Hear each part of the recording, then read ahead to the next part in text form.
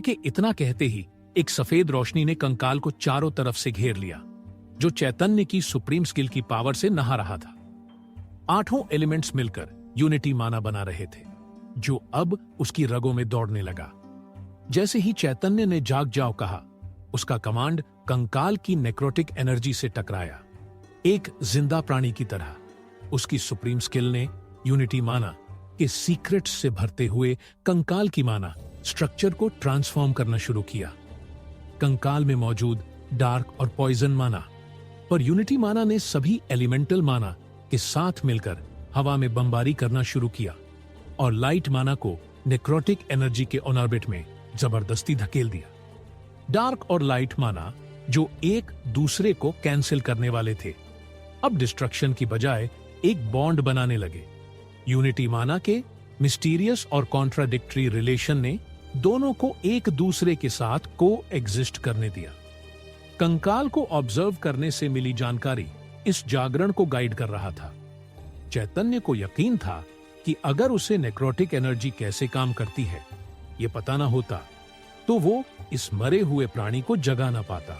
धीरे धीरे necrotic energy की विनाशकारी शक्ति कंट्रोल में आई और अब ये कंकाल की लिमिटेड याददाश्त को खत्म नहीं कर रही थी। कंकाल की पसलियों में हर पावर पॉइंट इसके 9 स्टार मास्टरी फंडामेंटली बदलने लगा, क्योंकि लाइट माना पूरी तरह इकट्ठा हो गया। फिर धम के तेज आवाज आई। कंकाल से एक ब्राइट लाइट वेव निकली, जिसने चैतन्य को एक कदम पीछे हटने पर मजबूर किया। इस चमक से चैतन्य थोड़ी देर के लिए थोड़ा अंधा हो गया था। ऐसा लग रहा था जैसे वो सूरज को डायरेक्ट देख रहा हो। आखिर यह पहली बार था जब उसने इतनी पावरफुल चीज को जगाया था। कुछ सेकंड बाद वो रोशन फीकी फीकी पड़ी और मकबरे में सिर्फ एक नॉर्मल दिखने वाला कंकाल बचा, जो इस वक्त बिल्कुल सीधा खड़ा था। मरे हुए प्राणी के चारों ओर की नेक्रोटिक एनर्जी की स्ट्रैंड्स गायब हो चुकी थीं। सिर्फ उसकी नीली हरी आंखें बची थीं। चैतन्य को लगा जैसे वो स्कूल लैब के किसी रेगुलर कंकाल को देख रहा हो। मैं कहां हूं? उस कंकाल ने सवाल किया। फिर कंकाल ने अपने हाथों को देखा। चेहरा न होने के बावजूद उसकी कंफ्यूजन और अनिश्चितता साफ दिख रही थी। उसने चैतन्य की ओर देखा और पूछा, क्या मैं मर गया था?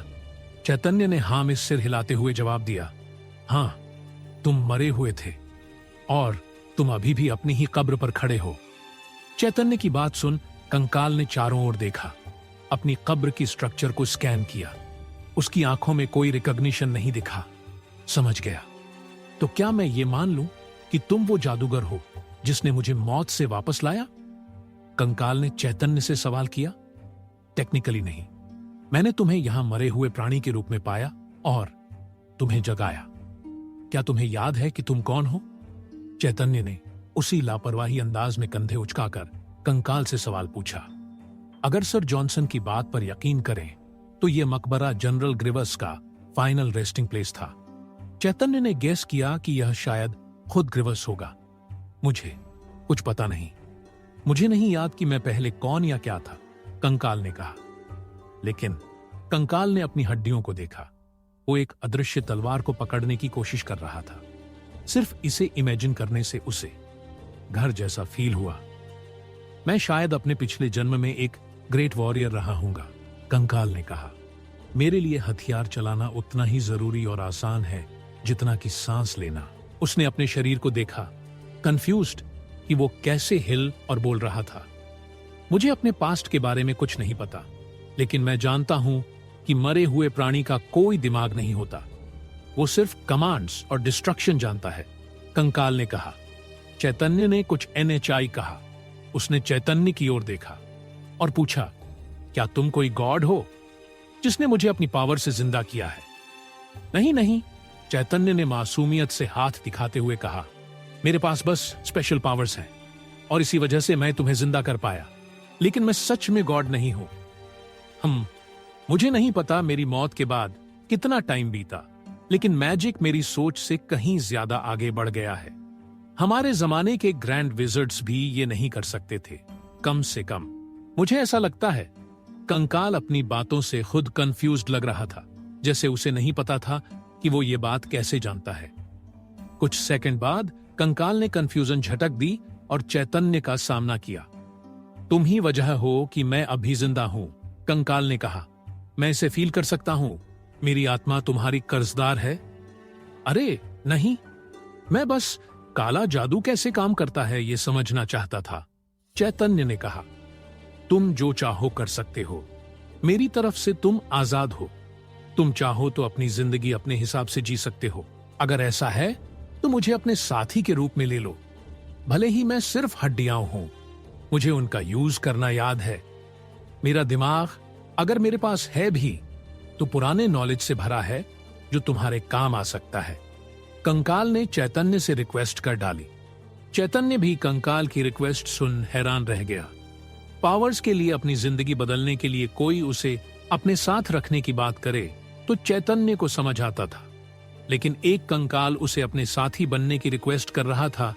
ये बात चैतन्य के लिए बिल्कुल नई थी, लेकिन चैतन्य इस रिक्वेस्ट के साथ खुश था। मेरी बस एक रिक्वेस्ट है, मैं दुनिया को अब जैसी है वैसे ही देखना चाहता हूं। भले ही मेरी मौत के बाद सब बदल गया हो, मुझे उम्मीद है कि कुछ ऐसा मिलेगा जो मेरे दिमाग को झकझोरे और मुझे याद दिलाए कि मैं पहले कौन था। कंकाल की सच्ची रिक्वेस्ट ने चैतन्य को इमोशनल कर दिया। अगर गॉडेस ने उसे रीइंकार्नेशन के बाद उसकी मेमोरीज रखने की इजाजत न दी होती तो वो भी फ्रस्ट्रेटेड फील करता, जैसे उसकी पूरी लाइफ मिसिंग हो। ठीक है, तुम हमारे साथ चल सकते हो।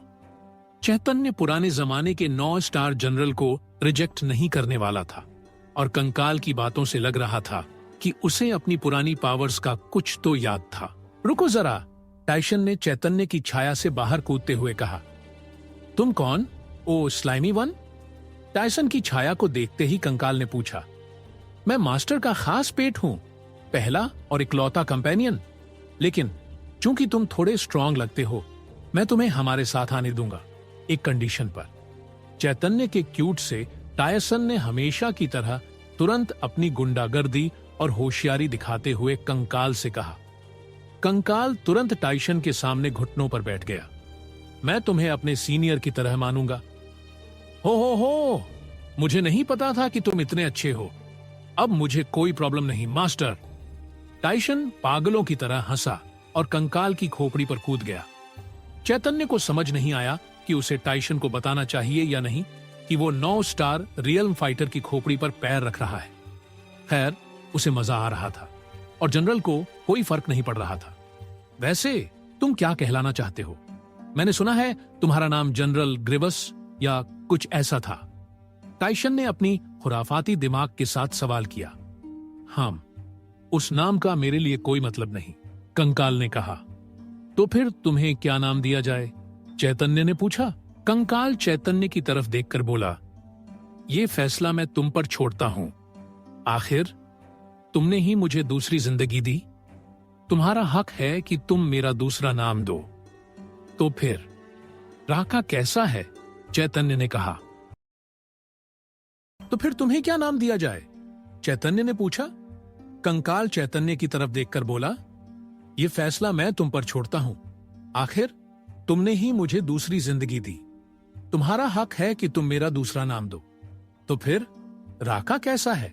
चैतन्य ने कहा। शुक्र है। चैतन्य को इसकी टेंशन लेने की जरूरत नहीं थी। टाइसन ने अपना एक क्लोन राका को दे दिया, जिससे तीनों सुरक्षित रूप से मकबरे से बाहर निकल आए। कंकाल ने सिर हिलाकर नाम एक्सेप्ट किया।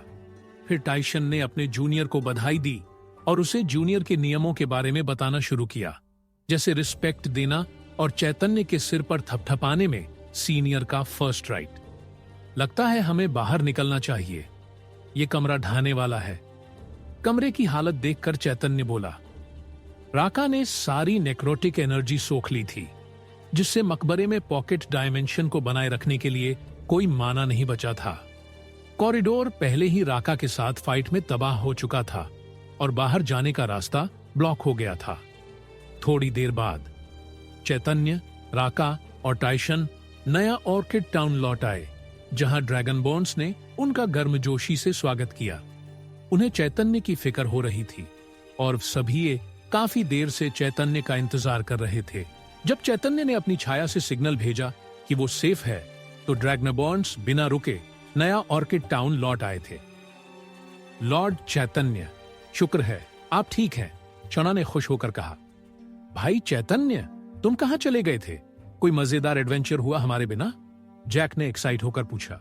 खुशी है कि आप सेफ हैं, उमस ने धीमे से कहा। आपके अकेले होने पर चैन नहीं पड़ता, जयन की सांस लेकर बोला। चैतन्य ने सबको भरोसा दिलाया कि वो बिल्कुल ठीक है। अगर उसकी लाइफ को जरा भी खतरा होता तो वो तुरंत नया ऑर्किड टाउन टेलीपोर्ट कर जाता। हाँ, वो 9 स्टार मरे हुए कंकाल से भिड़ रहा था, जो उसकी जिंदगी की सबसे खतरनाक फाइट थी, लेकिन उसे ये इतना खतरनाक नहीं लगा। ओह, मैं तुम्हें हमारी लेटेस्ट रिक्रूट से मिलवाता हूं, मिलो राका से। चैतन्य ने सबको राका से मिलवाया। तब जाकर ड्रैगनबॉर्न्स ने चैतन्य के पीछे चल रहे साधारण कंकाल को नोटिस किया। राका की नीली हरी आंखों में हल्की चमक थी। ड्रैगनबॉर्न्स उसमें छिपी समंदर जैसी ताकत को फील कर सकते थे, भले ही वे इसे समझ न पाए। अगर उनका राका के साथ कोई इंटेंजिबल कनेक्शन न होता तो वे उस पर शक करते। ऐसा लग रहा था जैसे वे सब एक अदृश्य धागे से जुड़े हों, जो हर रीबॉर्नियन को चैतन्य से जोड़ता था, क्योंकि वही था जिसने उनकी टैलेंट को सबसे पहले जगाया था। यह कनेक्शन ड्रैगनबॉर्न्स को यह समझाने के लिए काफी था कि अब से राका भी उनका साथी, उनका परिवार है। हाँ, देखो, मतलब ही स्केलीज अब मेरा भी जूनियर है। टाइशन ने ड्रैगनबॉर्न्स के सामने शेखी बघारी। जयन ने तुरंत मुंह बनाया और अपनी जलन जाहिर की। टाइशन ने इस मौके को नहीं छोड़ा और जयन को चिढ़ाने के लिए बुरे चेहरे बनाए। ड्रैगनाबॉर्न्स को जयन को रोके रखना पड़ा, क्योंकि वो टाइशन पर हमला करने को तैयार था। इस बीच चैतन्य राका के पास गया। तो बाहर की दुनिया के बारे में क्या सोचते हो? चैतन्य ने सवाल किया। पुराने जमाने के उस जनरल ने चारों ओर देखा और नया ऑर्किड टाउन की यूनिक आर्किटेक्चर को निहारा। उसकी आंखें हैरानी और विस्मय से भरी थीं। तो तुम इस जमीन के राजा हो? राका ने हैरानी के साथ कहा। अगर ऐसा है तो ये किस्मत है कि मैं अपने दूसरे जन्म में एक और राजा की सेवा करूं। रुको, मुझे ये कैसे पता? हम्मा। राका ने जवाब ढूंढने के लिए अपना सिर खुजलाया, लेकिन कोई जवाब न मिल सका। चैतन्य ने उसकी बात का जवाब नहीं दिया और उसे टाइशन और जयन के साथ शहर में घूमने दिया। वो जानता था कि उन दोनों का राका पर बुरा असर पड़ सकता था, लेकिन अब बहुत देर हो चुकी थी। उसने अपनी छाया को देखा और 2 शैडो ऑनरकिड्स को बुलाया। नाटो, सुकी, वहां हो। चैतन्य ने इन दोनों को आवाज लगाई। पूर्व ऑर्क 9 और ऑर्कुपाइन चीफ्स छाया से बाहर आए और चैतन्य के सामने सम्मान में झुक गए। आपकी सेवा में, बॉस, नाटो ने कहा। मकबरे के बाद क्या हुआ पता है? नाटो ने अपनी जांघों और छाती पर ताल ठोकते हुए आसपास के ऑर्किड्स की रिपोर्ट्स सुनानी शुरू की। आपके जाने के बाद पूरा मकबरा ढह गया बॉस। शुक्र है सब लोग ढहने से पहले निकल गए। ये साहसियों के बीच बड़ा टॉपिक बन गया। कुछ सोचते हैं कि आप मकबरे में दब गए, तो कुछ मानते हैं कि आप खजाना लेकर निकल गए। लोग आपके बारे में बहुत सवाल कर रहे हैं बॉस। सुखी ने चैतन्य को यह न्यूज बताई। इस मकबरे के अभियान के बाद सब रीबॉर्न कंपनी के बारे में सोचने लगे हैं। सबको लगता था कि खजाना या तो नाइट्स को मिलेगा या हैमरस्मिथ ग्रुप को, लेकिन ट्विस्ट में सिर्फ आप ही मकबरे तक पहुंचे। ड्रैगनाबॉर्न्स के बारे में भी काफी बात हो रही है, नाटो ने कहा। एपेक्स जगुआर से लड़ने के लिए उनके मिथ्रिल आर्टिफैक्ट्स ने सबको हैरान कर दिया। लोग रीबॉर्न आर्मरी में ड्रैगनाबॉर्न्स के बारे में डिटेल्स पूछने की भीड़ लगा रहे हैं। मिथ्रिल आर्टिफैक्ट्स की मौजूदगी ने वैसा ही हंगामा मचाया जैसा चैतन्य को उम्मीद थी। मैरी ने क्या किया? चैतन्य ने पूछा। उसने सबको नया ऑर्किड टाउन भेज दिया बॉस, सुखी ने जवाब दिया। चैतन्य ने संतुष्टि से हां में सिर हिलाया। अब तक साहसी नए बने गोल्डन रोड को नोटिस कर चुके होंगे और उसके रास्ते पर नया ऑर्किड टाउन पहुंच गए होंगे। यही वजह थी कि उसने ड्रैगनाबॉर्न्स को मकबरे के अभियान में अपनी ताकत दिखाने दी थी। वो रीबॉर्न का नाम लोगों के दिमाग में बिठाना चाहता था। जब उनकी जिज्ञासा चरम पर पहुंचती तो वे गोल्डन रोड को फॉलो करते और जवाब ढूंढने न्यू ऑर्किड टाउन आते। रीबॉर्न कंपनी क्या है? ड्रैगनाबॉर्न्स कौन है? वो सुनहरे बालों वाला लड़का कौन था जो अकेले मकबरे तक पहुंचा?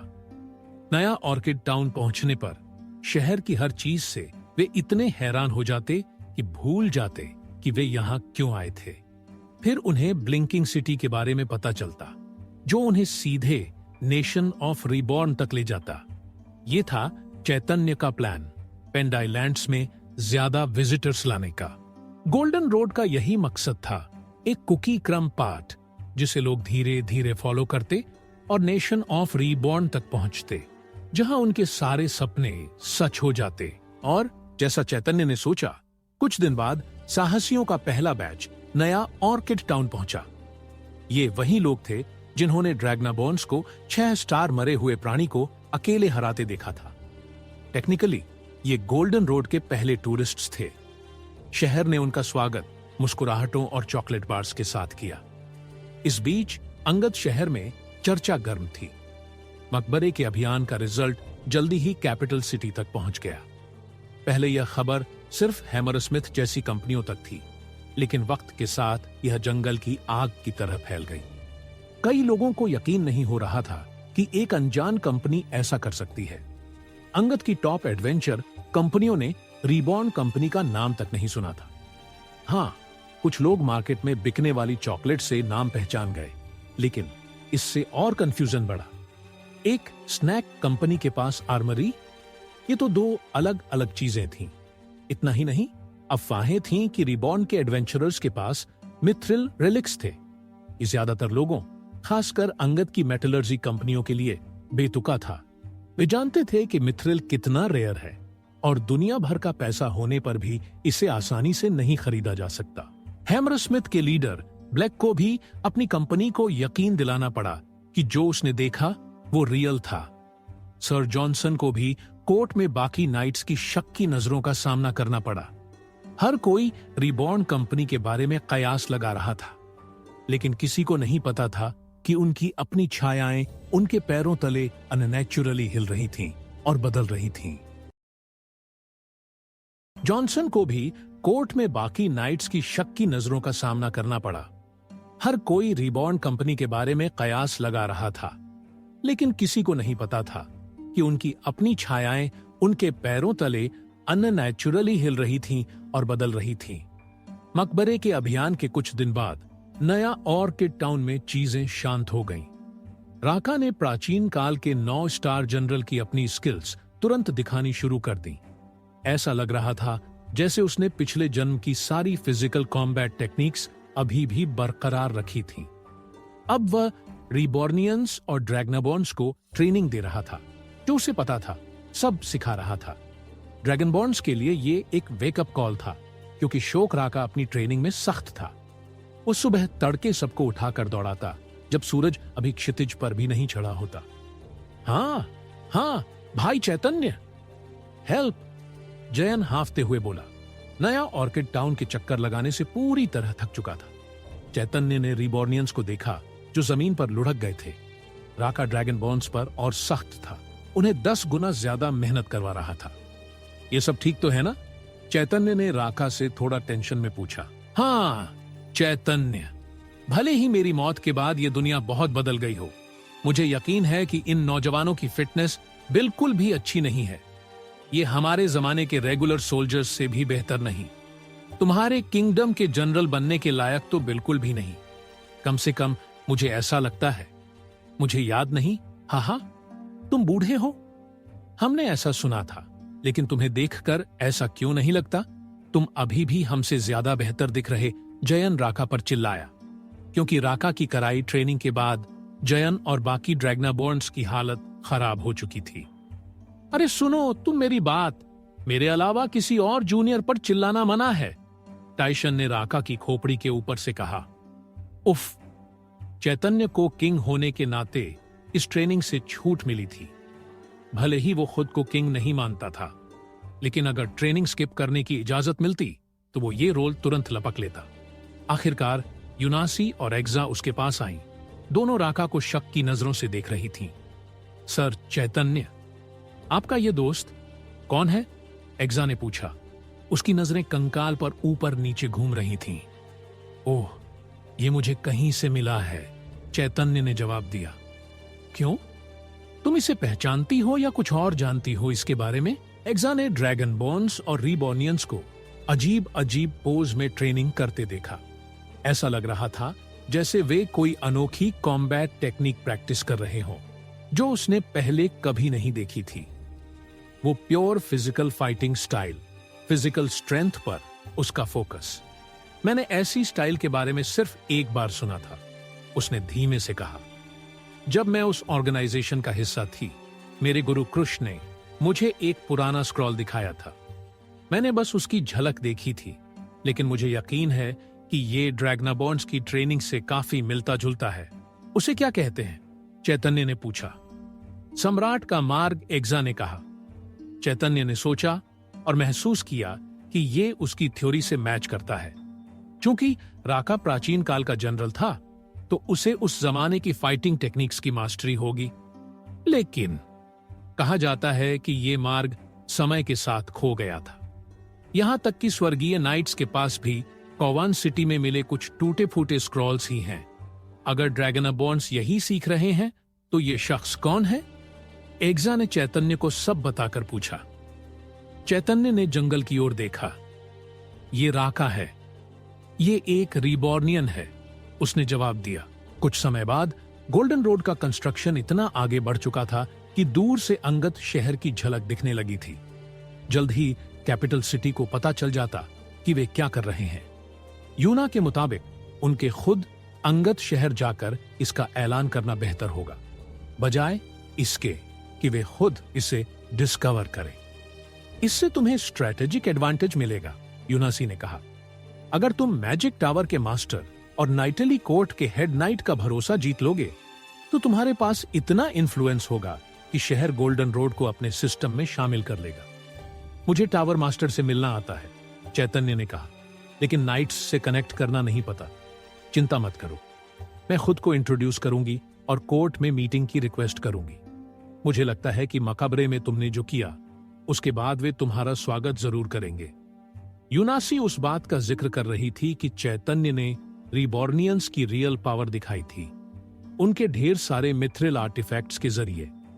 यहां तक कि नाइट्स के पास भी रेलिक आर्टिफैक्ट्स की लिमिटेड इन्वेंट्री थी, जिसमें ज्यादातर टूटे फूटे टुकड़े थे। लेकिन रीबॉर्न कंपनी अचानक से कहीं से आई और फुल सेट मिथ्रिल आर्टिफैक्ट्स दिखा दिए। सोचो, जब उन्हें पता चलेगा कि ड्रैगनाबॉन्ड्स के पास सिर्फ हथियार नहीं बल्कि आर्मर भी है, तो उनका रिएक्शन क्या होगा? यूनासी ने खुश होकर कहा। कुछ दिनों की तैयारी के बाद चैतन्य और उसके साथी आखिरकार नया ऑर्किड टाउन से अंगद शहर के लिए रवाना हुए।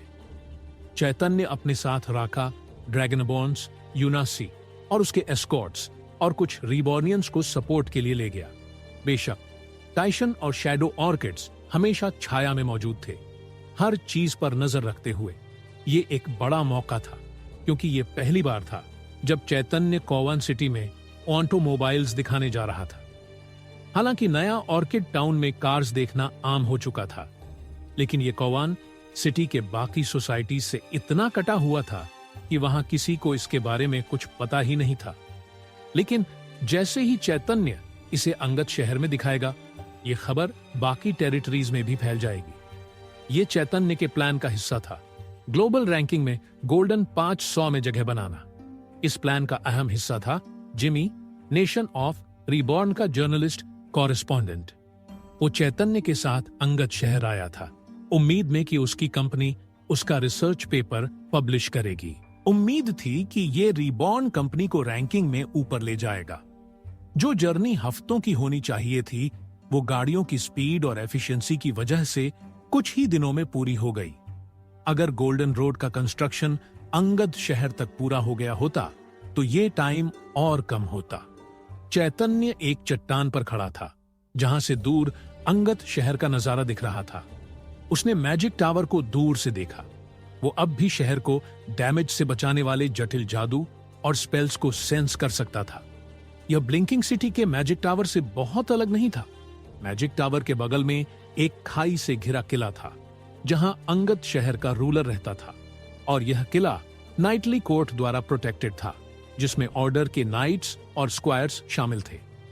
ये 3 इंस्टीट्यूशंस ही कैपिटल सिटी के पॉलिटिकल लैंडस्केप को बनाती थीं। क्या तुम आने वाले इवेंट के लिए तैयार हो? यूनासी ने चैतन्य की तरफ देखते हुए पूछा। हाँ, मैं तैयार हूं, चैतन्य ने जवाब दिया। मैंने चॉकलेट ट्रेडर्स से कहा है कि रीबॉर्न कंपनी के लिए पोटेंशियल हेडक्वार्टर ढूंढे। उम्मीद है तुम ढेर सारा पैसा लाए हो, यूनासी ने मजाक में कहा। अंगद शहर कैपिटल है, वहां प्रॉपर्टी ऑन करना काफी महंगा हो सकता है। चैतन्य ने अंगद शहर की ओर फिर से देखा और मुस्कुराया।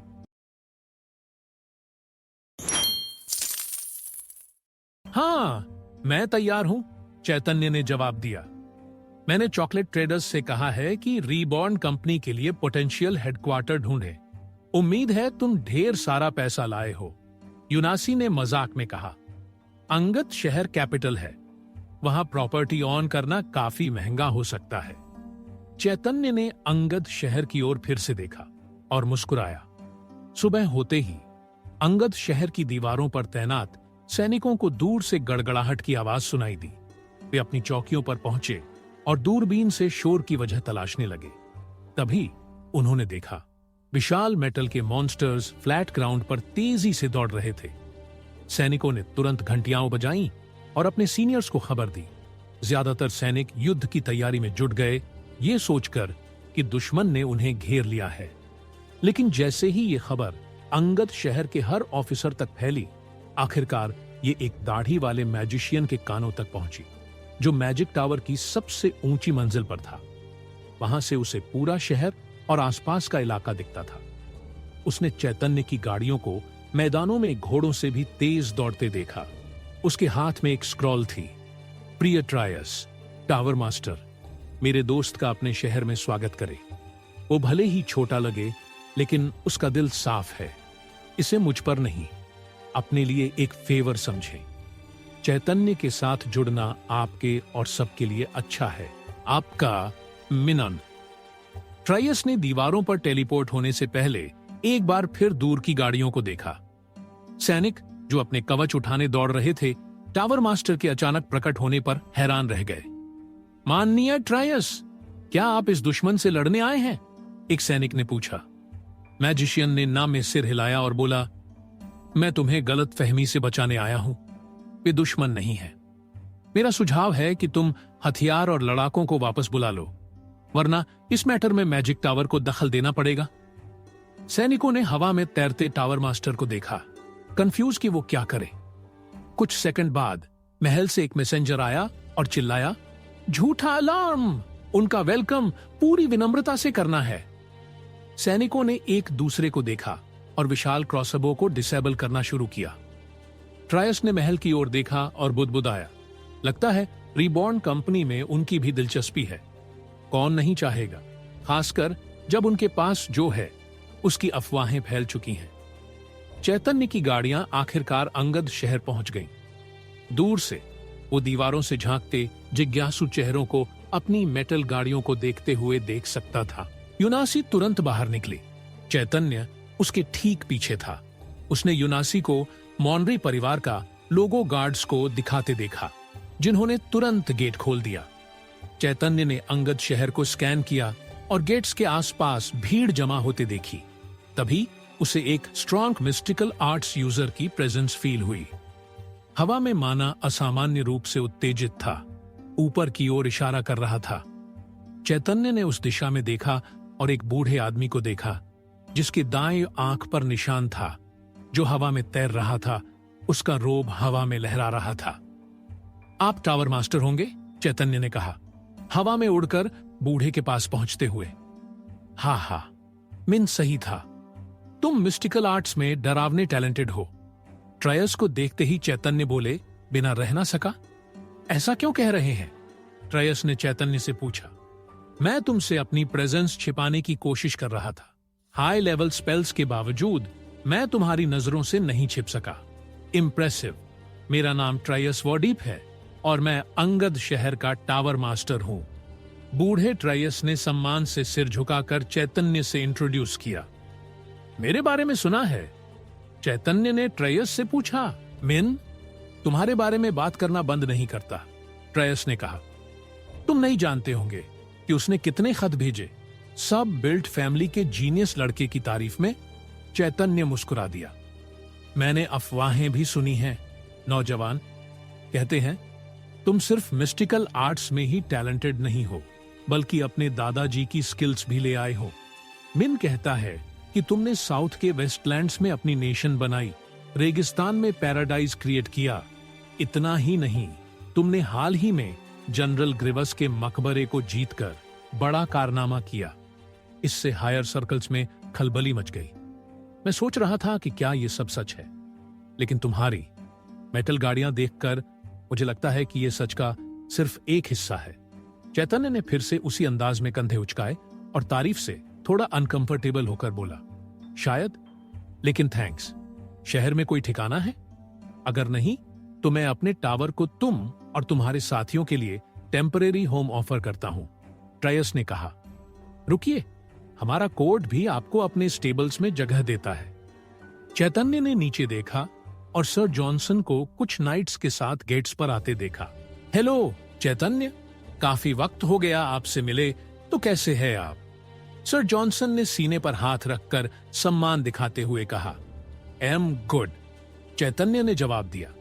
मकबरे में बात नहीं हो पाई, खासकर जब तुमने इसे अकेले जीत लिया, लेकिन अपने सुपीरियर्स से बात करने के बाद उन्होंने मुझे तुम्हें नाइटली कोर्ट में इनवाइट करने को कहा। हम तुम्हारी कंपनी के साथ एक डील डिस्कस करना चाहते हैं। सर जॉनसन ने चैतन्य को इनविटेशन देते हुए कहा। मैं मैजिक टावर से मिलने के बाद आपका ऑफर लूंगा, चैतन्य ने कहा। चैतन्य की बात का मान रखते हुए सर जॉनसन और नाइट्स सम्मान से पीछे हटे और अपने कोर्ट लौट गए। चैतन्य ने नहीं सोचा था कि ऑर्डर के साथ मीटिंग फिक्स करना इतना आसान होगा, लेकिन लगता था रिबॉर्न कंपनी की रेपुटेशन अब फैलने लगी थी। ट्रेस, क्या मैं मैजिक टावर विजिट कर सकता हूं? चैतन्य ने पूछा। बूढ़े ट्रेस ने बिना हिचक हां कहा। बिल्कुल, तुम्हारा यहां आना हमारे लिए सम्मान है, न सिर्फ इसलिए कि मिन तुम्हारा रिस्पेक्ट करता है, बल्कि मुझे लगता है कि तुम में गजब की पोटेंशियल है। मैं टावर पर तुम्हारा इंतजार करूंगा। ट्रायस ने हाथ उठाया और हवा में उड़कर मैजिक टावर वापस चला गया। इससे चैतन्य और बाकी लोग गेट्स पर अकेले रह गए।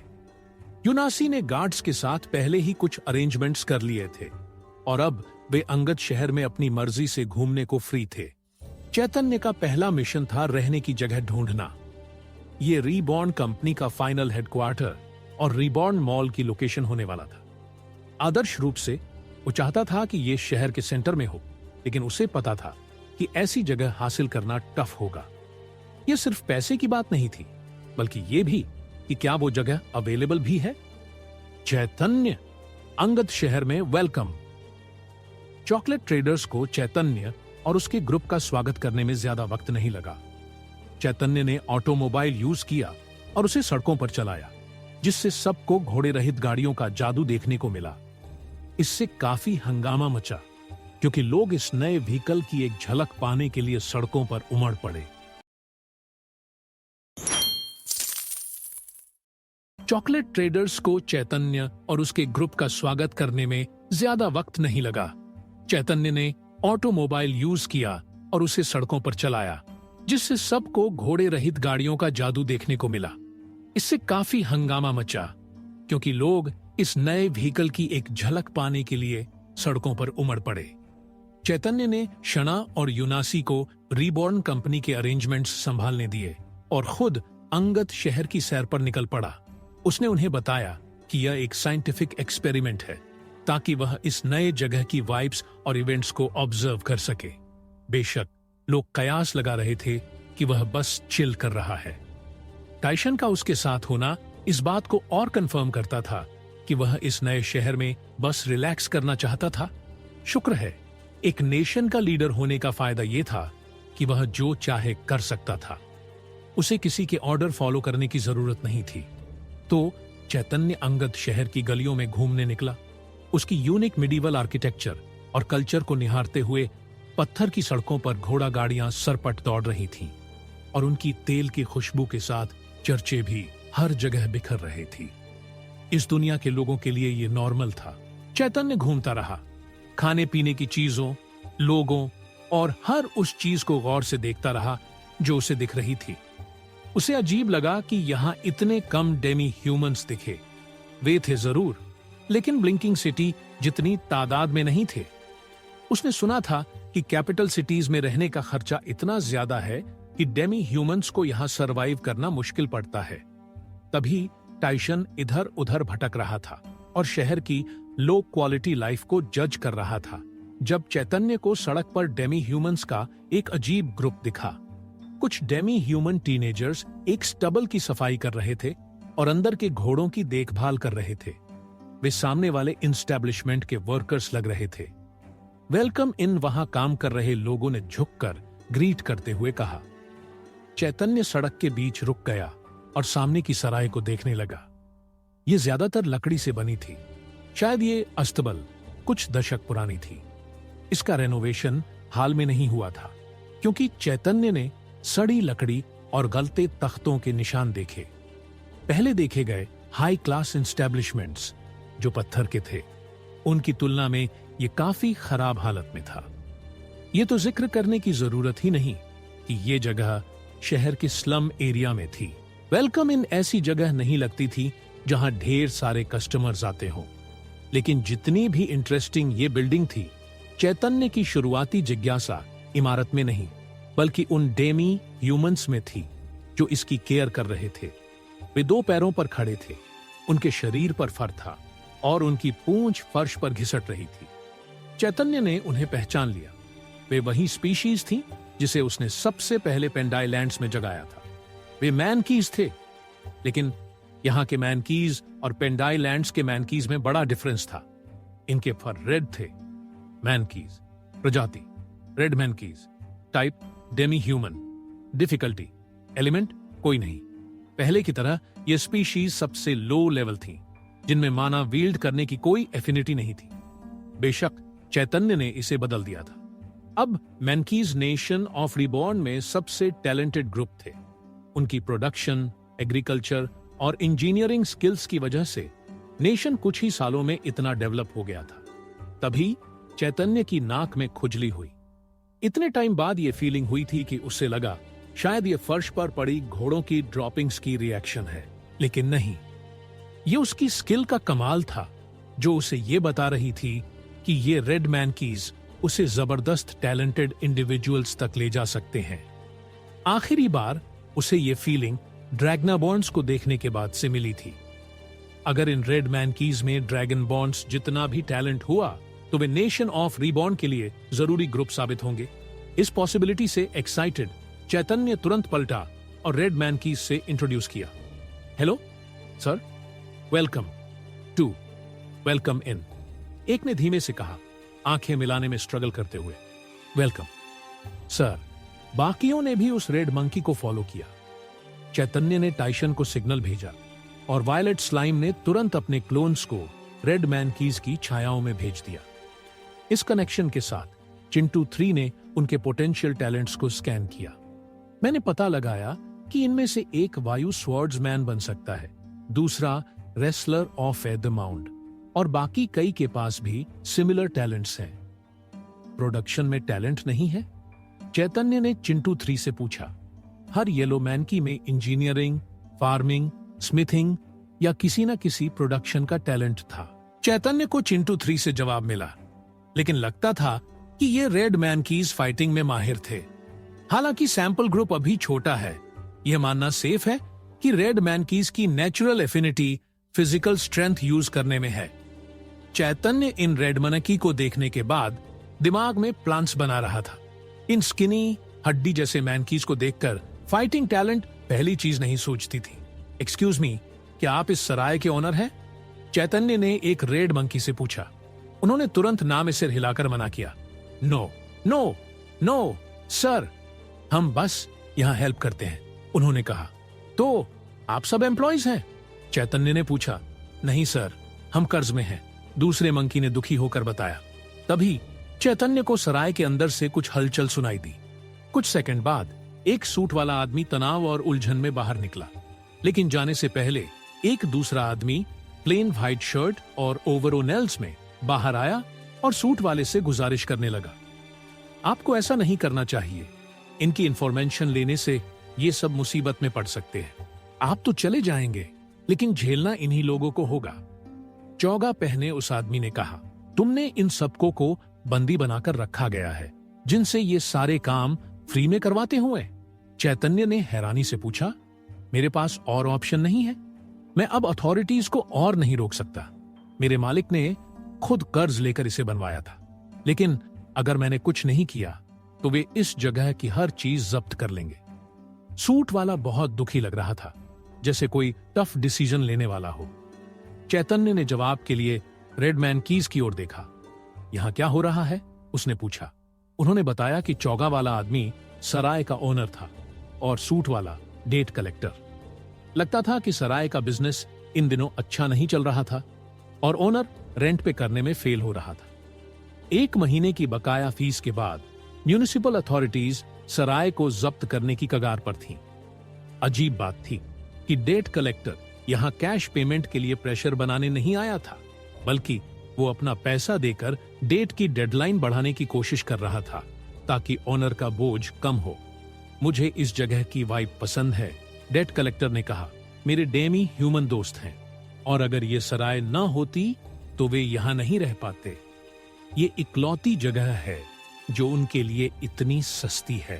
तो भले ही मुझे खुद लोन लेना पड़े, मैं इस सराय को चलाने की कोशिश करूंगा, कोट वाला आदमी मुस्कुराकर बोला।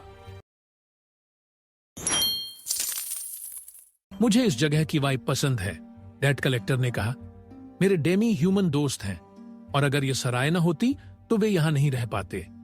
ये इकलौती जगह है जो उनके लिए इतनी सस्ती है। तो भले ही मुझे खुद लोन लेना पड़े, मैं इस सराय को चलाने की कोशिश करूंगा, कोट वाला आदमी मुस्कुराकर बोला। चैतन्य इमोशनल हो गया। पता चला कि यह सराय ही इकलौती जगह थी जहां मुश्किल वक्त में डेमी ह्यूमंस जा सकते थे। उसने सराय की ओर देखा। खिड़कियों से कई डेमी ह्यूमंस बाहर झांक रहे थे। उनकी आंखों में आंसू चमक रहे थे। डेमी ह्यूमन मां ने अपने बच्चों को गोद में लेकर शांत करने की कोशिश कर रही थी, जबकि उनके आंसू टपक रहे थे। पिता हालात सुधारने के लिए फर्श को और जोर से साफ कर रहे थे। वे जानते थे कि ये इकलौती जगह थी जिसे वे अफोर्ड कर सकते थे। शहर में जिंदगी उनके लिए आसान नहीं थी, जिनमें कोई स्पेशल टैलेंट नहीं था, खासकर डेमी ह्यूमंस के लिए, जो दूर दूर से यह प्रूव करने आए थे कि वे यहां के हैं। लेकिन ऑनर की दयालुता की वजह से ये सराय अब ढहने की कगार पर थी। भले ही कीमतें डेमी ह्यूमंस के लिए अफोर्डेबल थीं, लेकिन सराय चलाने के लिए पर्याप्त नहीं थीं। तभी चैतन्य को अपनी छाया से एक आवाज सुनाई दी। ये क्षणा थी जिसने उसे कांटेक्ट कर शहर में उनके अरेंजमेंट्स की प्रोग्रेस बताई। लॉर्ड चैतन्य, मैंने और मिस यूनासी ने सिटी सेंटर में एक अबैंडन्ड बिल्डिंग के ओनर के साथ मीटिंग पूरी कर ली है। ये अंगद शहर में हमारा हेडक्वार्टर सेट करने के लिए परफेक्ट है। बस आपके ऑर्डर की जरूरत है, चैतन्य ने सर झुकाते हुए कहा।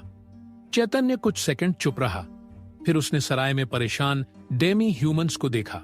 फिर वो क्षणा की ओर मुड़ा। लॉर्ड चैतन्य, क्या बात है? आप परेशान लग रहे हैं? क्षणा ने पूछा। प्लान बदल रहा है, चैतन्य ने कहा। मैं शहर में एक और जगह खरीदने की सोच रहा हूं, ऐसी जगह जो मुझे घर की याद दिलाए। अगर रिबॉर्न नेशन के सारे डेमी ह्यूमंस की मदद न होती तो वह क्या होता? उसे इन्हें भी बचाना था। उसने सही वक्त पर सिर उठाया जब शाही ड्रेस में एक शख्स के साथ सैनिकों का एक ग्रुप मार्च करता हुआ अंदर आया।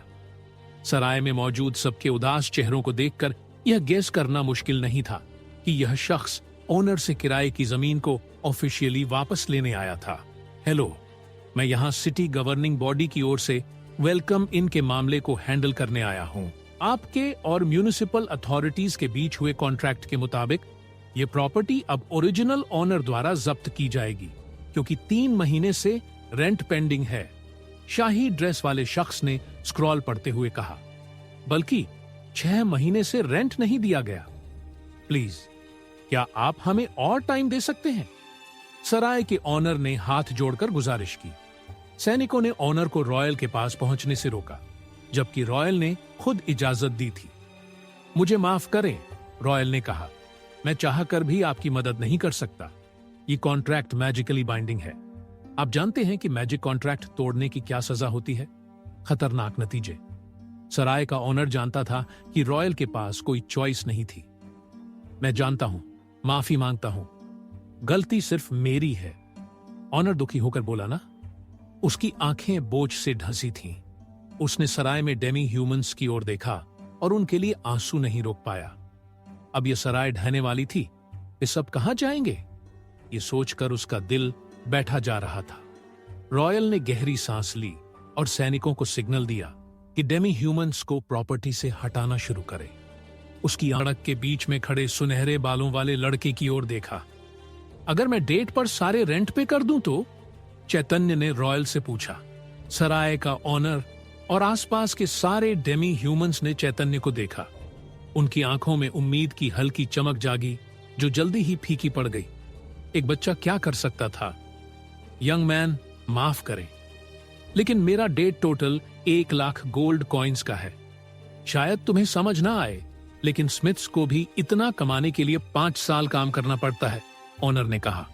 मुझे डर है कि अगर आप सराय को फिर से ऑन करना चाहते हैं तो डेट पर रेंट पे करने की कीमत डबल है, रॉयल ने कहा। Total 2 lakh gold coins. Royal ने नोटिस किया कि चैतन्य ने यह अमाउंट सुनकर जरा भी हिचकिचाहट नहीं दिखाई। ओके, नो प्रॉब्लम, मैं खरीद लूंगा, चैतन्य ने बिना रुके कहा। उसे यह काफी सस्ता लगा। अगर हालात इतने सीरियस ना होते तो लोग हंस पड़ते कि एक बच्चा इतना बड़ा अमाउंट अफोर्ड करने की सोच रहा है। रॉयल ने चैतन्य की बात को सीधे खारिज नहीं किया। उसकी आंखें सिकुड़ी। वह चैतन्य के चेहरे को स्कैन कर रहा था, यह समझने की कोशिश में कि वह कहां से है। वह अंगद शहर के रॉयल फैमिली से नहीं था, वरना रॉयल को पहले से पता होता। उसके कपड़ों में मैजिकल रोब्स के कोई निशान नहीं थे, यानी वह मैजिक टावर से भी नहीं था। और उसकी उम्र और हाथ में हथियार न होना बता रहा था कि वह ऑर्डर से भी नहीं था।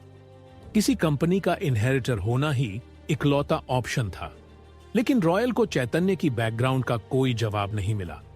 वह चैतन्य की आंखों में कॉन्फिडेंस देख सकता था, जो कह रहा था कि यह लड़का मजाक नहीं कर रहा।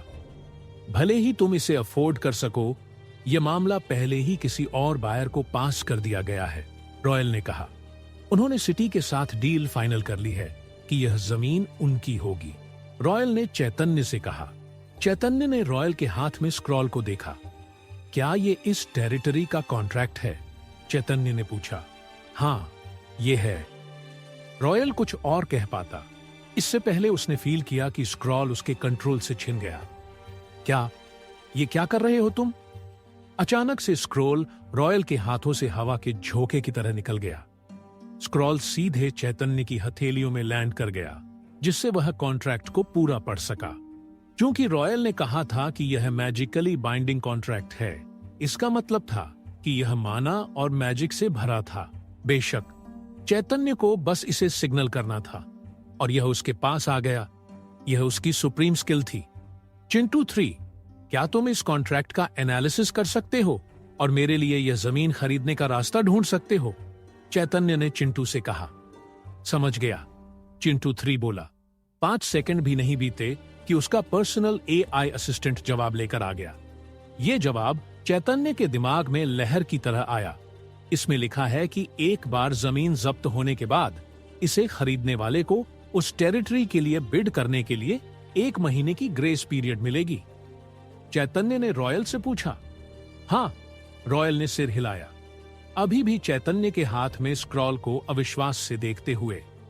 लेकिन जैसा मैंने कहा, बिडिंग पूरी हो चुकी है। एक कंपनी ने इसे 3 लाख गोल्ड कॉइन्स में खरीद लिया है। चैतन्य ने सिर हिलाया और कॉन्ट्रैक्ट के एक खास क्लॉज की ओर इशारा किया। लेकिन इसमें लिखा है कि प्रॉपर्टी की बिडिंग में सभी इंटरेस्टेड पार्टियों को पार्टिसिपेट करने की इजाजत होनी चाहिए। यानी मैं अभी भी इस जमीन के लिए बिड कर सकता हूं। चैतन्य मुस्कुराकर बोला। रॉयल ने चैतन्य की ओर देखा। हाँ, लेकिन एक और कंडीशन है। बिडिंग पूरी होने और किसी दूसरी पार्टी के इंटरेस्ट दिखाने के बाद इस नई पार्टी को बिड अमाउंट से डबल बिड करना होगा। यानी आपको 4 लाख गोल्ड कॉइन्स देने होंगे।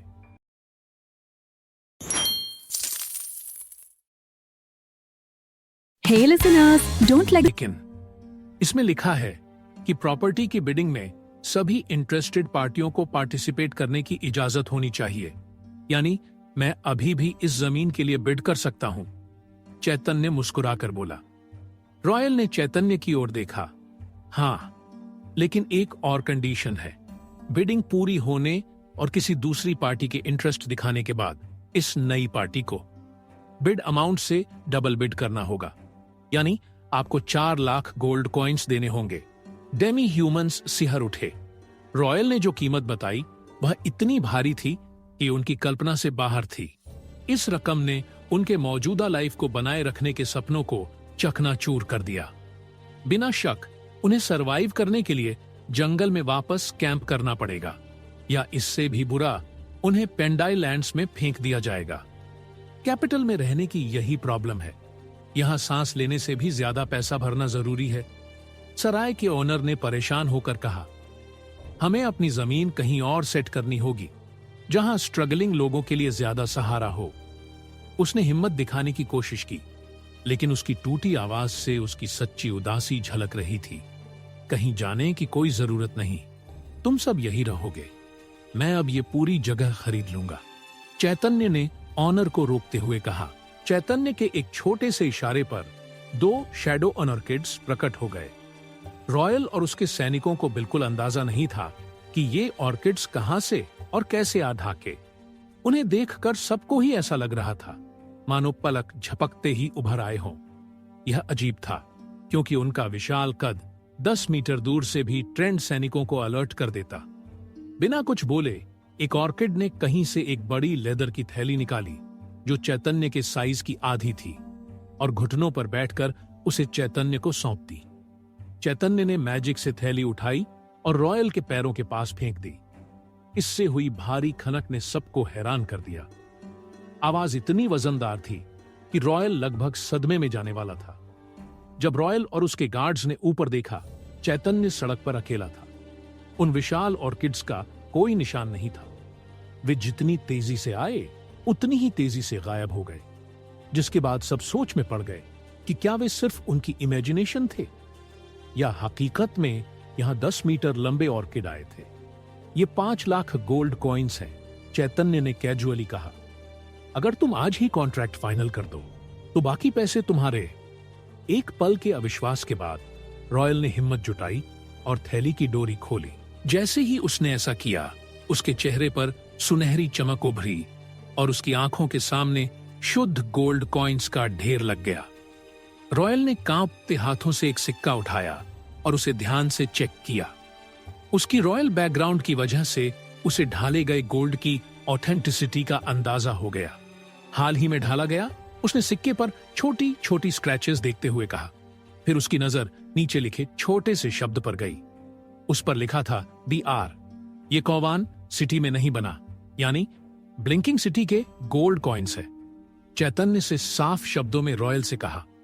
इस एक क्लू से रॉयल को चैतन्य की रियल बैकग्राउंड का पता चल गया। तुम यहां के नहीं हो? रॉयल ने हैरान होकर पूछा। नहीं, मैं नहीं हूं, चैतन्य ने जवाब दिया। रॉयल को बस इतना ही सुनना था। उसकी आंखों से साफ था कि सुनहरे बालों वाले लड़के से बात करते हुए उसे कुछ समझ आ गया था। ठीक है, रॉयल ने कहा, मैं ये पेमेंट लूंगा और इस टेरिटरी को तुम्हारी ऑनरशिप में ट्रांसफर करने का अरेंजमेंट करूंगा। रॉयल ने खुश होकर कहा। सैनिक रॉयल के अचानक बदले रवैये से कंफ्यूज हो गए। सर, क्या ये ठीक है? पिछले बायर का क्या? एक सैनिक ने पूछा। हाँ, मुझे लगता है कि जब उन्हें पता चलेगा कि हम किससे डील कर रहे हैं तो वे भी मान जाएंगे, रॉयल ने सैनिक को टोकते हुए कहा। यहां सिर्फ एक ग्रुप है जिसके पास इतना पैसा खर्च करने की कैपेसिटी है, और वो है रीबॉर्न कंपनी। सैनिकों ने चैतन्य को अविश्वास से देखा। Reborn group? वही जो मकबरे को जीत चुका है? सुना है उन्होंने नाइट्स के साथ भी टक्कर ली थी। सिर्फ टक्कर नहीं, जीते भी। सर जॉनसन ने अपने सीनियर्स को बताया कि अगर उन्हें रीबॉर्न से कंपटीशन करना पड़ा तो शायद वे जीत भी ना पाए।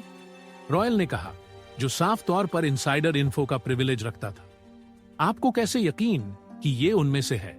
सुना है वो ड्रैगन जैसे बीइंग्स का ग्रुप है। सैनिक ने फिर से सवाल किया।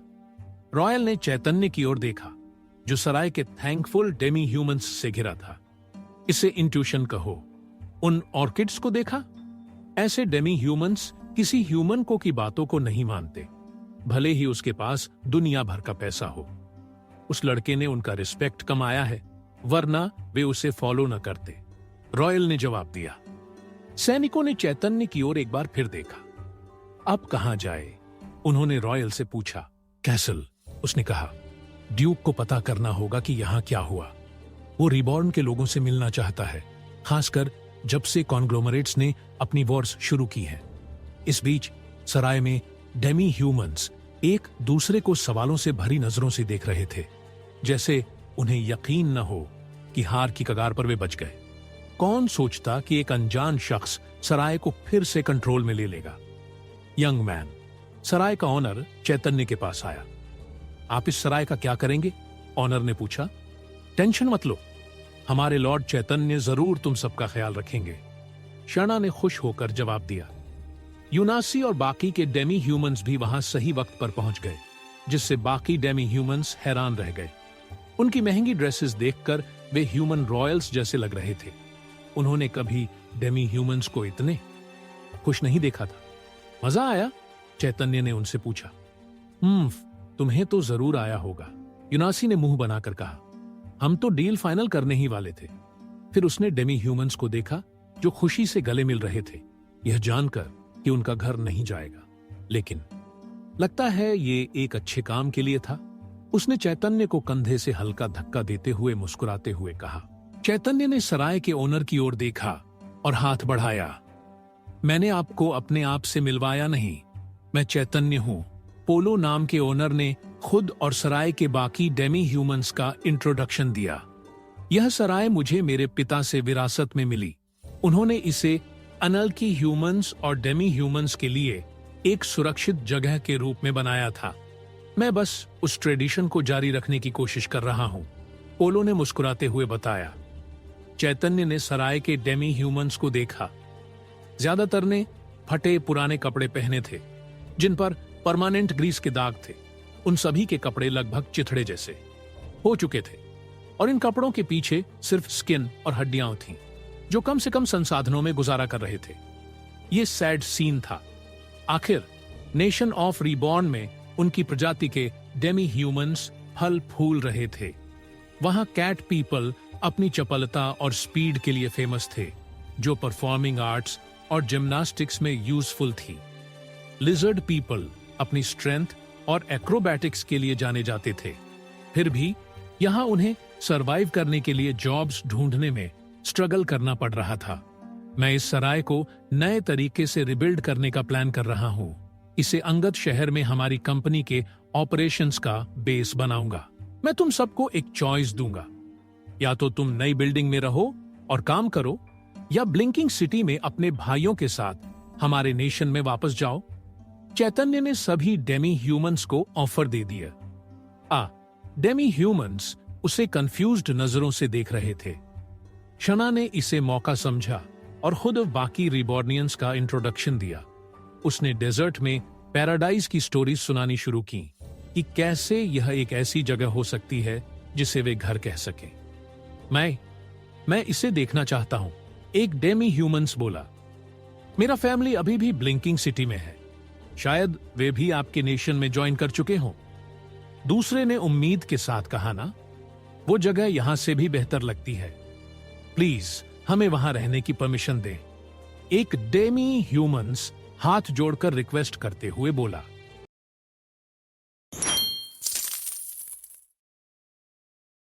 मेरी फैमिली अभी भी ब्लिंकिंग सिटी में है, शायद वो भी तुम्हारे नेशन में शामिल हो चुके हों।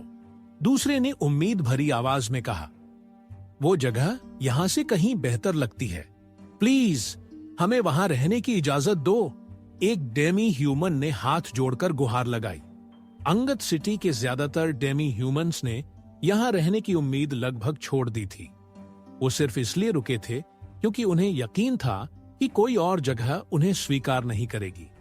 लेकिन अब जब चैतन्य ने उन्हें पेंडाईलैंड्स में जगह का भरोसा दिलाया था, तो उनके पास यहां टिके रहने की कोई वजह नहीं बची थी। हालांकि कुछ लोग अभी भी किसी न किसी वजह से अंगद सिटी में रहना चाहते थे। अगर तुम यहीं रहना चाहती हो तो मैं तुम्हें जॉब और रहने की जगह दूंगा। तुम भी हमारे नेशन का हिस्सा बनोगी। शना, प्लीज सुनिश्चित करो कि तब तक इनका ख्याल रखा जाए, चैतन्य ने कहा। चैतन्य की भरोसेमंद ड्रैगनाबोर्न सेक्रेटरी शना ने तुरंत काम शुरू किया और डेमी ह्यूमंस को घर देने की प्रक्रिया शुरू करने के ऑन ऑर्डर दिए। लेकिन सर चैतन्य, वो अभी भी अंगद सिटी के नागरिक माने जाते हैं। मुझे नहीं लगता कि सैनिक उन्हें इतनी आसानी से जाने देंगे।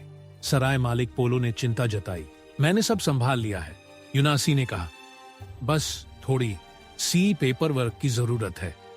जैसा एक डिप्लोमेट से उम्मीद की जाती है, यूनासी ने घर के लिए दस्तावेज जल्दी से जुटा लिए। मैं उनके लिए खुश हूं, लेकिन अब मैं क्या करूं? पोलो ने थोड़ी उदासी के साथ पूछा। अगर तुम चाहो तो उनके साथ जा सकते हो, लेकिन अगर यहीं रहना चाहते हो तो मेरे पास तुम्हारे लिए एक जॉब है। मैं चाहता हूं कि तुम वही करो जो तुम हमेशा से करते आए हो, एक सराय चलाना। अंगद सिटी में हमारे काम का हिस्सा होगा डेमी ह्यूमंस के लिए एक सेफ हेवन बनाना। यहां वो रीबॉर्न नेशन का नागरिक बनने के लिए वो सभी अप्लाई कर सकते हैं और जिसके बाद वो सब जल्द से जल्द ब्लिंकिंग सिटी भेजे जा सकते हैं। पोलो की आंखें नम हो गईं। उसे एहसास हुआ कि भले ही उसने सराय की ऑनरशिप खो दी, लेकिन फिर भी वो डेमी ह्यूमंस की मदद कर सकता है। अब वो और भी जोश के साथ इस रीबॉर्न नेशन का हिस्सा बनेगा जो 5 लाख गोल्ड कॉइन्स इतनी आसानी से खर्च कर सकता है। पोलो उसके लिए काम करने में खुश था। चलो अंदर चलकर बात करते हैं। हमें ये जगह दिखाओ, चैतन्य ने पोलो से कहा। जल्द ही बाकी रीबॉर्न वासियों को ऑर्किड टाउन में अपनी बाकी जर्नी के लिए ठहरने की जगह मिल गई। ये बस अस्थायी था, क्योंकि वो जल्द ही इस सराय को रीबॉर्न स्टाइल में रीबिल्ड करने वाले थे। कमरे में टूटी फर्श, टपकती छत और पानी की कमी देखकर रीबॉर्न वासियों को और भी खुशी हुई कि उन्हें चैतन्य मिला। अगर वो न होता तो शायद वो आज भी ऐसी ही जगह पर रह रहे होते। जब यूनासी और चैतन्य ऑर्किड टाउन में रीबॉर्न कंपनी की स्थापना के लिए जरूरी पेपर वर्क और कॉन्ट्रैक्ट्स निपटाने में बिजी थे, तब जैक, ग्रिव और टाइशन ने शहर घूमने का प्लान बनाया। अगर चैतन्य ने इसे नोटिस किया होता, इन तीनों का एक साथ होना, ये कॉम्बिनेशन थोड़ा खतरनाक था। लेकिन क्योंकि एक ऑर्किड उनकी शैडो में था, चैतन्य को भरोसा था कि अगर वो शहर में कोई हंगामा करेंगे तो उसे तुरंत खबर मिल जाएगी। बाकी रीबॉर्न इंजीनियर्स ने टाइम वेस्ट नहीं किया और सराय की चेकिंग शुरू कर दी। बिल्डिंग के लिए ब्लूप्रिंट्स और प्लानिंग में जुट गए। दोपहर होते होते रॉयल और उसके गार्ड्स सराय के दरवाजे पर दोबारा दस्तक देने आए। अब ये सराय ऑफिशियल तुम्हारा है, रॉयल ने कहा। अब तुम इस सराय के मालिक हो। चैतन्य ने कॉन्ट्रैक्ट लिया और उसे पढ़ा। चिंटू 3 ने चेक किया कि सब कुछ सही है। थैंक यू, चैतन्य ने रॉयल से कहा। जाने से पहले मेरे पास तुम्हारे लिए एक मैसेज है, रॉयल ने कहा। किसका? चैतन्य ने पूछा, क्योंकि चैतन्य को अंदाजा था कि यह किसका हो सकता है। ड्यूक का। वो रीबॉर्न कंपनी के मालिक से मिलना चाहते हैं जब भी तुम्हें सूट करे। तुम्हें बस कैसल गेट्स तक पहुंचना है और तुम्हारा गर्मजोशी से स्वागत होगा। अगर तुम चाहो तो हम सैनिकों को तुम्हें एस्कॉर्ट करने के लिए भेज सकते हैं। रॉयल ने मुस्कुराकर जवाब दिया, नहीं, उसकी जरूरत नहीं है। मैं जब वक्त निकाल पाऊंगा जाऊंगा, चैतन्य ने बिना कोई वादा किए कहा। रॉयल ने और कुछ नहीं कहा और चैतन्य को सम्मान के साथ सिर झुकाकर विदा दी। वो इतनी जल्दी तुमसे मिलना चाहते हैं? यूनासी ने बाहर झांकते हुए दूर कैसल की ओर देखते हुए कहा। आमतौर पर ऐसे रॉयल्स मार्केट में इंटरेस्ट नहीं दिखाते। कुछ तो गड़बड़ है। तुम्हें क्या लगता है मुझे क्या करना चाहिए, मेरी सलाहकार? चैतन्य ने मुस्कुराकर यूनासी से पूछा। ओह, तो अब मैं तुम्हारी सलाहकार हूं, यूनासी ने मजाक में कहा। तुम वो हो जो कोवान सिटी के बारे में सब जानती हो, तुमसे सलाह लेना तो बनता है। चैतन्य ने यूनासी को छेड़ते हुए कहा। तुमने मुझे अभी तक मेरी फेवरेट आइसक्रीम नहीं दी। और तुम्हें लगता है मैं तुम्हारी मदद करूंगी? यूनासी ने मुंह बनाकर चैतन्य से थोड़ा पीछे हटते हुए कहा। अरे मैं ढूंढ रहा हूं, चैतन्य ने हंसते हुए कहा। ठीक है, यूनासी भी हंसी। क्योंकि तुमने आज कई डेमी ह्यूमंस की मदद की, मैं तुम्हारी फ्री में मदद कर दूंगी। मुझे लगता है कि ड्यूक से मिलने से पहले तुम्हें मैजिक टॉवर और नाइटली कोर्ट से मिलना चाहिए। इससे तुम्हें बेहतर डील नेगोशिएट करने का लेवरेज मिलेगा। तुम्हें लगता है ड्यूक मुझसे कोई डील करना चाहते हैं? चैतन्य ने पूछा। यही एक वजह हो सकती है कि वो रीबॉर्न कंपनी से मिलना चाहते हैं। ये कोई सीक्रेट नहीं कि तुमने मिथ्रिल आर्टिफैक्ट्स से टॉम्ब जीता था। शायद वो तुमसे कुछ कमीशन करवाना चाहते हो, यूनासी बोली। चैतन्य का बीज आखिरकार फल दे रहा था। ड्रैगन बोर्न्स को मिथ्रिल आर्टिफैक्ट्स दिखाने से उसका नाम फैल गया और वैल्यू बढ़ गई। तो फिर मुझे पहले ट्रेयस से मिलना होगा। उम्मीद है वो मुझे उनकी मैजिक लाइब्रेरी में एक्सेस देगा, चैतन्य खुद से बोला। तभी चैतन्य की शैडो थोड़ी हिली और टाइशन जमीन से बाहर निकला। हाय मास्टर और मिस मास्टर। यूनासी को देखते ही टाइशन सीधा यूनासी की ओर कूदा और ढेर सारे हेड पैट्स पा लिए। ओ हेलो, ट्रिप कैसी रही? यूनासी ने हेलो करके पूछा। थोड़ा बोरिंग थी मास्टर। हमारे नेशन में घूमना ज्यादा मजेदार है, लेकिन यहां जब मैं चलता हूं तो सब मुझे घूरते हैं। अच्छा लगता है। शायद वो सोचते हो कि मैं कितना कूल निंजा हूं, टाइशन ने उत्साह से कहा। चैतन्य हंस पड़ा। टाइशन हमेशा भूल जाता था कि निंजा को इनविजिबल होना चाहिए। ओह मास्टर, बोनापार्ट जूनियर ने कहा कि उसे कोई टैलेंटेड शख्स मिला है, या शायद उसे ऐसा लगा था। उत्सुकता में चैतन्य ने टाइशन से कहा कि वो उसे शैडो टेलीपोर्टेशन से उस जगह ले जाए जहां वो लोग थे। चैतन्य भीड़ के पीछे चढ़ गया जहां लोग किसी चीज के लिए चीयर कर रहे थे। उसने चारों ओर देखा और पाया कि वो एक गोलाकार अखाड़े में था जिसमें करीब 1000 लोग समा सकते थे। अखाड़े के चारों ओर अलग अलग रंगों के झंडे लगे थे, हर एक पर अलग अलग हथियारों के सिंबल्स बने थे। सबने चीयर किया और चैतन्य को अखाड़े के मेन इवेंट की ओर इशारा किया। 2 हैवी आर्मर्ड लोगों के बीच फाइट हो रही थी। वाह, जाओ सर बकस, मेरे लिए जीत लाओ। हाँ, तुम्हें लगता है तलवार भाले से बेहतर है? सपने देखो, सर ब्रांड आज भी जीतेगा। अखाड़े में 2 नाइट्स के बीच फाइट थी, दोनों 4 स्टार वॉरियर्स की ताकत वाले। ये नाइटली कोर्ट है, चैतन्य को समझ आया। ये हेवनली नाइट्स ऑर्डर का एरिया है। और जैसा राका ने कहा था, चैतन्य को सचमुच वहां एक टैलेंटेड शख्स का पता चला।